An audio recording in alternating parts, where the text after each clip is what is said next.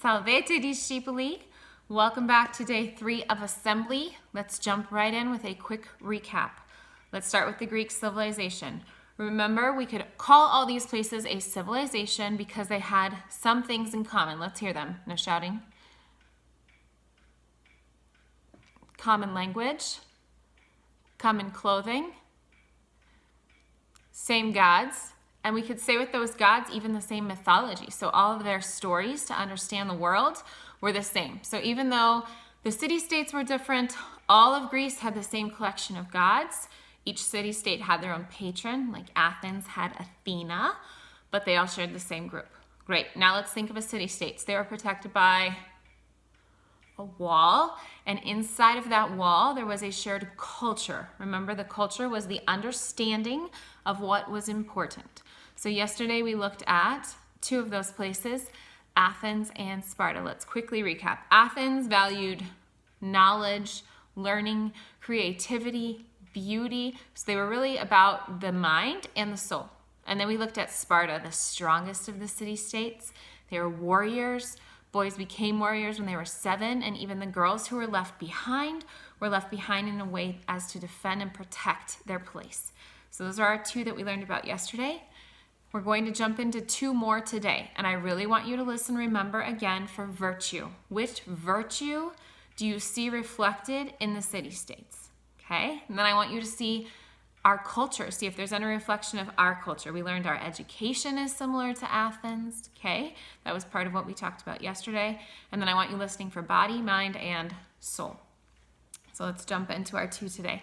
The first one is a place called Corinth. And I highlighted it here. It's a little tricky to see. If you look, here was Athens, here was Sparta, and Corinth is right here on this strait. Can you see that? Okay, so that's Corinth, and because of its location, it was the perfect location to be a center of trade. So it's kind of in the middle of the Greek city-states. If you look here, there's a bunch down here, and there's a bunch up here, and they're kind of in the middle. So they're a center for trade, for people to bring things to trade with one another, and they're also in the middle of 2 seaports. So they have the sea on this side and then the sea on this side. So they've got stuff coming in from every direction. And because of that, they became one of the wealthiest, okay? One of the richest city-states in ancient Greece. Now, these were also really smart, problem-solving people. We're going to dig into that in a second. One of the things they did was they said, when you come to Corinth, you have to trade using our coins. They made their own money, and they said to trade for our coins, you have to pay a fee. So this was a way for them to make more money. So it would be as if I said there are Mrs. K coins. To use them, you have to trade me some real money, and I'm also going to charge you an extra price above that. So they're not only trading the money, the people have to pay to get that money and then use it in their city. So this gave them a lot of money. They also developed architecture. So if you remember the columns in ancient Greece, there was the Doric, the plainest one, the Ionic, a little fancier, and then the Corinthian came from Corinth. So if you look, this is a very decorative column that was found in ancient Greece, and it started in this city-state. So we know they valued somewhat, at least, beauty and art. Okay, so they have that. They had a monarchy. So they had a king. They also had a strong army that they would let help other city-states during the wars. And let's go back to their problem solving really quickly. So these guys saw a problem and found the absolute best solution. So today we'd call these people entrepreneurs. They find something that needs to be done and they do it in the best way possible. And these guys, for example, saw, our city's grown really rapidly, but there aren't enough jobs for all of the people. What should we do? So they created jobs and they said, let's have all of these men with nothing to do build aqueducts. And aqueducts are a water system that would find fresh water and carry it to the town in a series of tubes. And they had these men build a huge aqueduct system, and it solved 2 problems. 1, bunch of guys with no jobs. 2, they needed fresh water brought to the town. So this is an example of their problem solving. Had 2 things, put them together, solved them both. Great problem solvers, great thinkers. Think about which virtue that would be if you can solve a problem.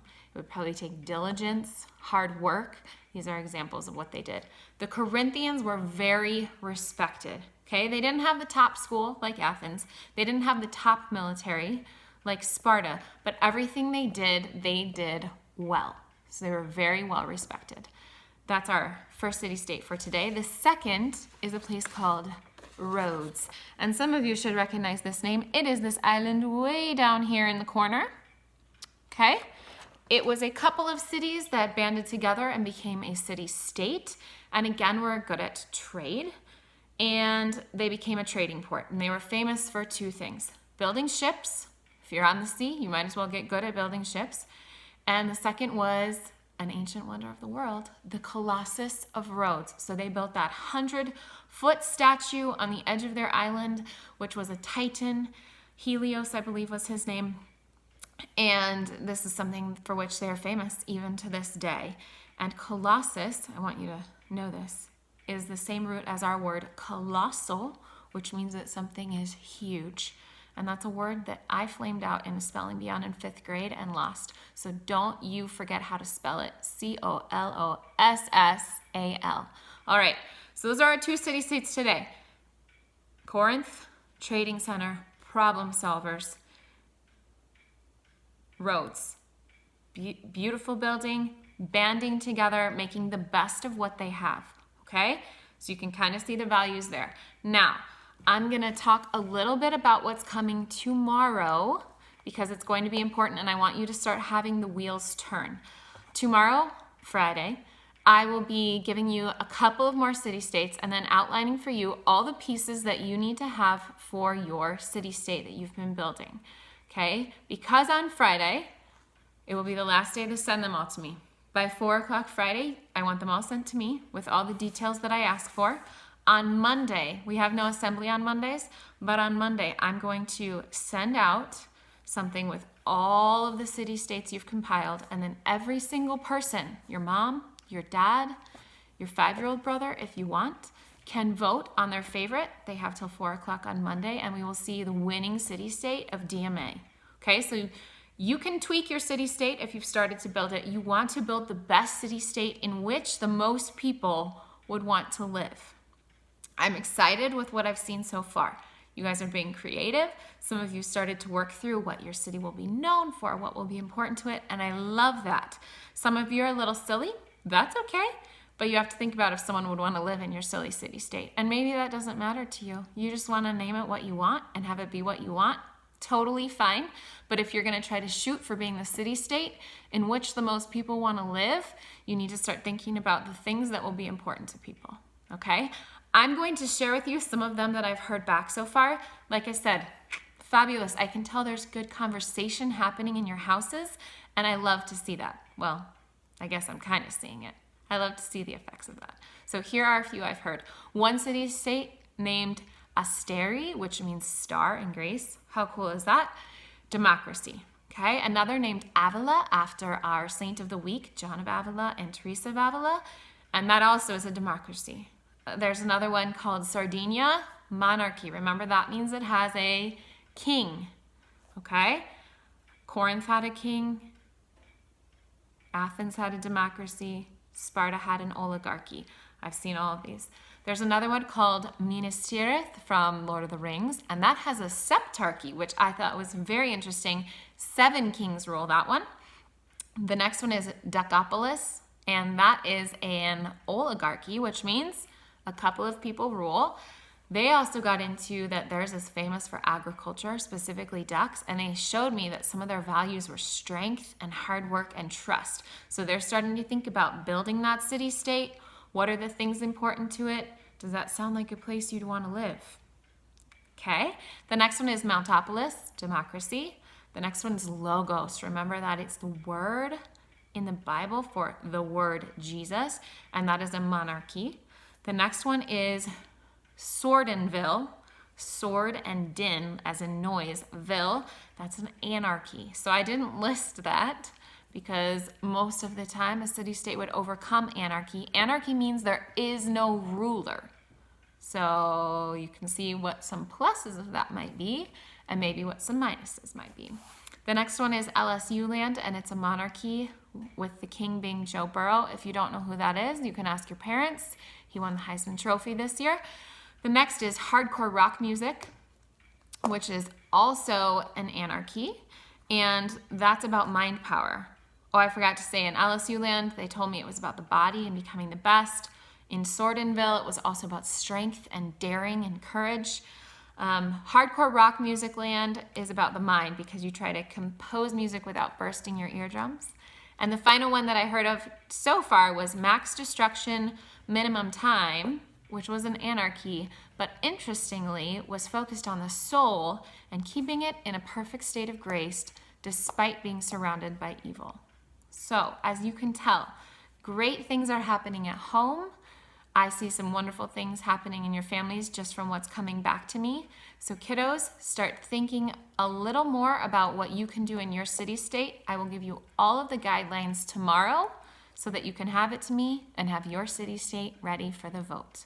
All right, let's end with prayer. In the name of the Father, and the Son, and the Holy Spirit, amen. Our Father, who art in heaven, hallowed be thy name. Thy kingdom come, thy will be done, on earth as it is in heaven. Give us this day our daily bread, and forgive us our trespasses, as we forgive those who trespass against us.